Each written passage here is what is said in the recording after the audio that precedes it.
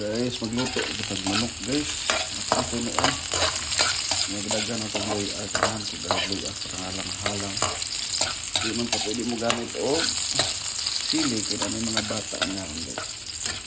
So, kanin lang.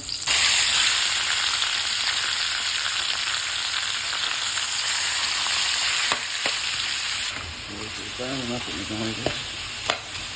Tatong pa luto-lutoon.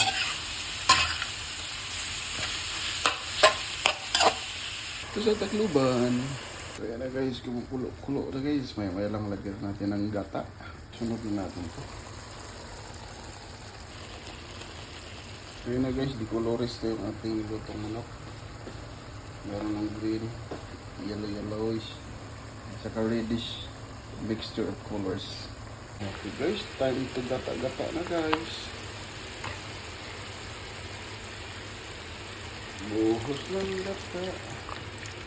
Buhos lang gata. Sige guys. Wow.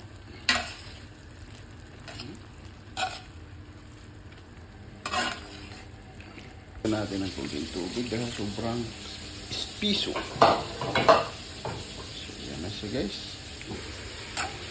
Pakuluin na lang natin ito. Kainan na. Sabi na.